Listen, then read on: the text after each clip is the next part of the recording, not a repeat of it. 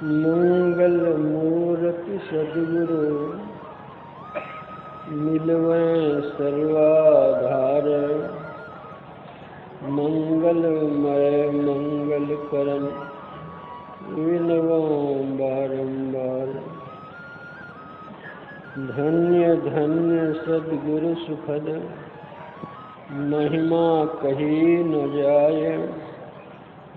जो कछु कहूँ तुम्हारी कृपा मोते कछु न बसाए। समवेत समादरणीय सज्जन वृंद,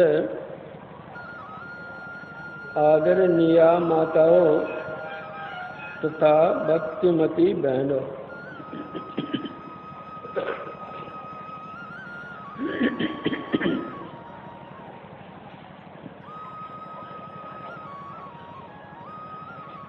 एक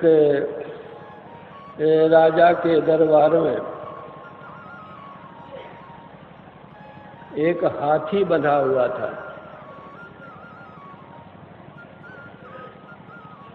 महावत ने उसको नहला धुला कर लाया था। वह हाथी अपनी सूंड से धूल उठा उठाकर अपने शरीर पर लेता था।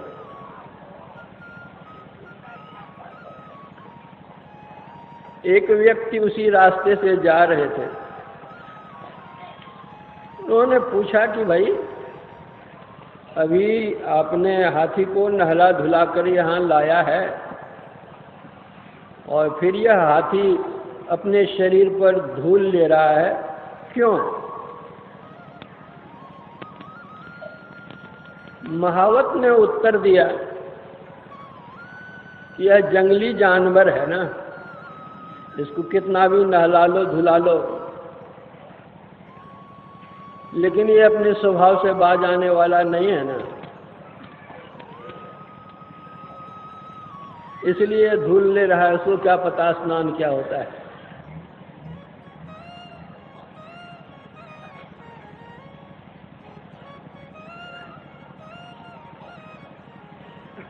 व्यक्ति आगे बढ़ता है।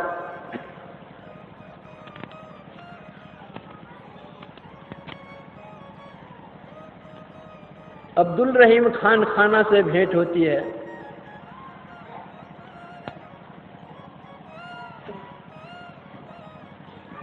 वे भगवान कृष्ण के भक्त भी थे,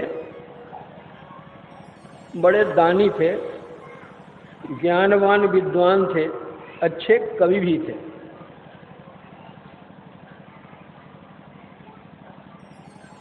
उनसे उन्होंने पूछा,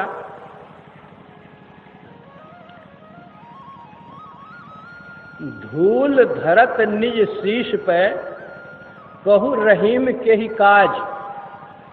कवि थे, इसलिए उन्होंने कविता में ही पूछी।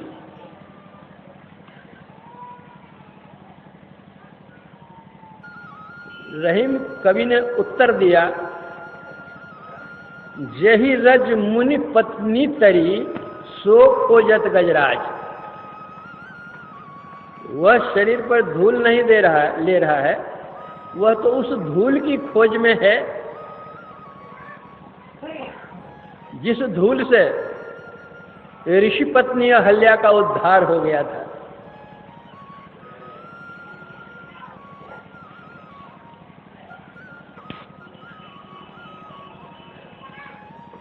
संत कबीर साहब से भी किसी ने पूछा था कि ऐसा क्यों? संत कबीर साहब ने उत्तर दिया था कि वह अपने सिर या शरीर पर धूल नहीं ले रहा है, वह अपने सिर को धुन रहा है। वह सोचता है और पछताता है।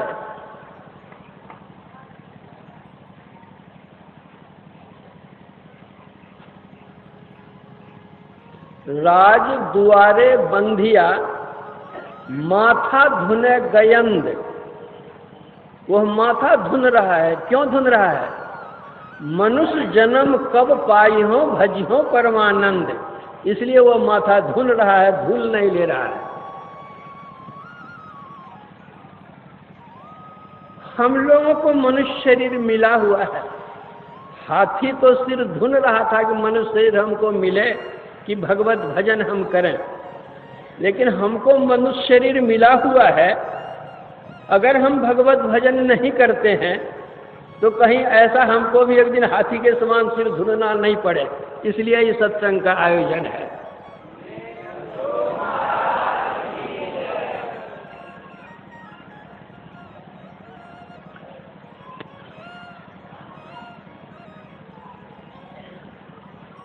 कोई बच्चा मेले ठेले में खो जाता है, माँ बाप से बिछुड़ जाता है। उस मेले में सरकारी व्यवस्था रहती है, पुलिस घूमती रहती है, खोए हुए बच्चों को, व्यक्तियों को लाकर एक जगह शिविर में रखते हैं। वैसे ही एक बच्चा मेला में खो गया था। पुलिस उस बच्चे को लाती है, शिविर में रखती है। वह बच्चा छोटा सा है, माँ बाप से बिछुड़ने के कारण रो रहा है, जार बेजार रो रहा है। पुलिस बेचारी क्या करती है, उसको कभी मिठाई देती है मन बहलाने के लिए खाए।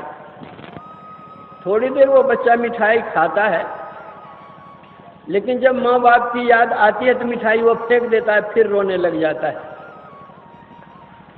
तो पुलिस उसके सामने में कुछ खिलौना रख देती है।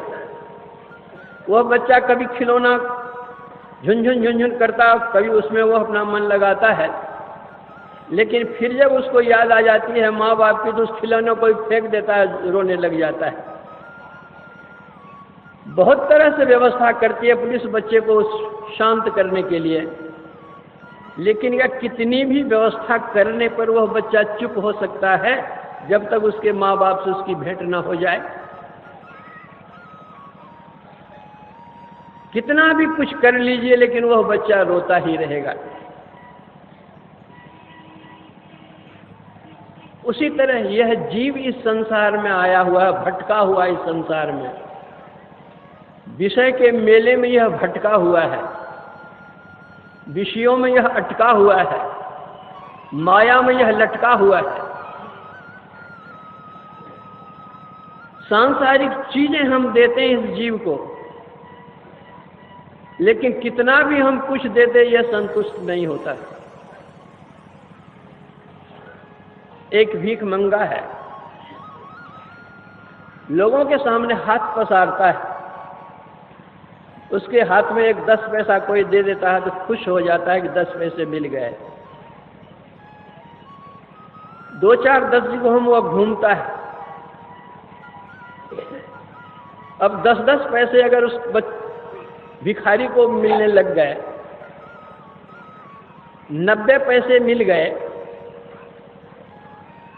10 पैसे को पाकर के वह जितना प्रसन्न हुआ था, 90 पैसे को पाकर वह चिंतित है कि 10 पैसा मिल जाता तो रुपया पूरा हो जाता।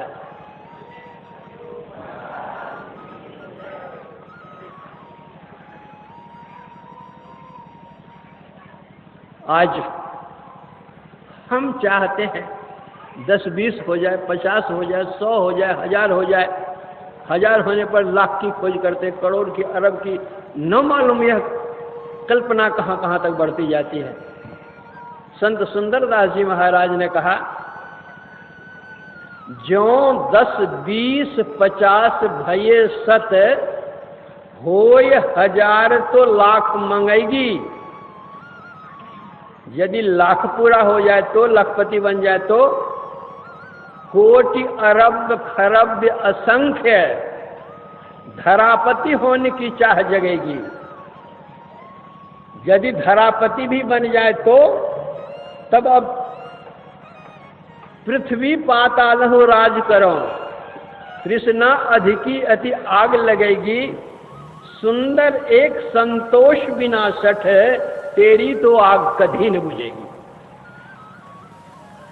लेकिन यह संतोष आता कैसे है? यह संतोष धन रखा हुआ कहाँ है? जब तक संतोष नहीं हो, कामनाओं का अंत नहीं होता, कामनाओं का अंत हुए बिना कभी स्वप्न में भी सुख नहीं है। गोस्वामी तुलसीदास जी महाराज कहते हैं, बिनु संतोष न काम न साही, काम अछत सुख सपनेहु नाही, राम भजन बिन मिटहि की कामा, फल विहीन तरु कबहु की जामा। जिस तरह बिना मिट्टी के वृक्ष नहीं जम सकता, उसी तरह जब तक भगवत भजन नहीं किया जाए तब तक कामनाओं का अंत नहीं होता, और जब तक कामनाओं का अंत नहीं होता तो गोसाई कहते सपन हूं सुख नाही, स्वप्न में भी उसको सुख नहीं मिलता। भगवत भजन कैसे किया जाता है, इस संतमत सत्संग के आयोजन में वह बताया जाता है।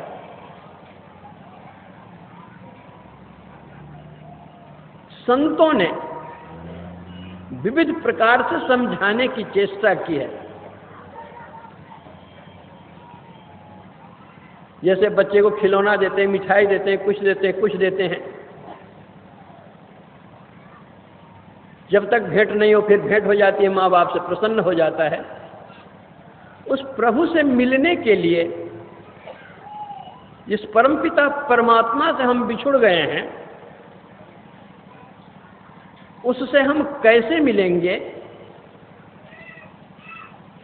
इसके लिए संतों ने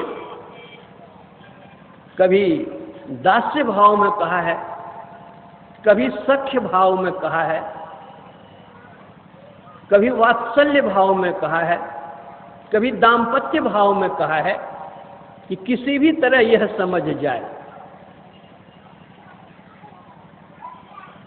रामचरितमानस में गोस्वामी जी को दास्य भाव पसंद है। वे कहते हैं, सेवक सेव्य भाव बिनु भव न तरिय उर्गारी। सेवक सेव्य भाव की वे चर्चा करते हैं। दास्य भाव है, कहीं सख्य भाव भी है। भगवान राम ने हनुमान जी से पूछा कि तुम कौन हो और मैं कौन हूं?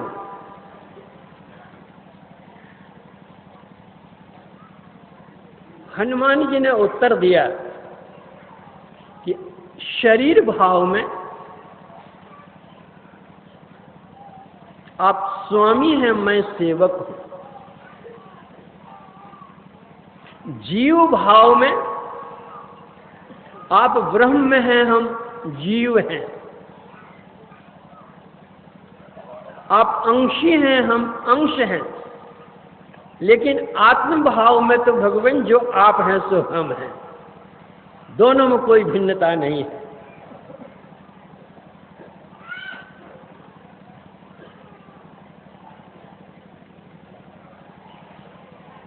भगवान राम और हनुमान जी का सेवक सेव्य भाव था। भगवान कृष्ण और अर्जुन का सख्य भाव था।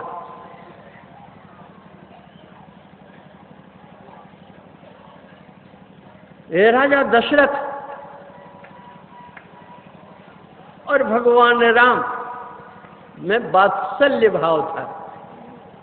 यशोदा जी और भगवान कृष्ण में वात्सल्य भाव था।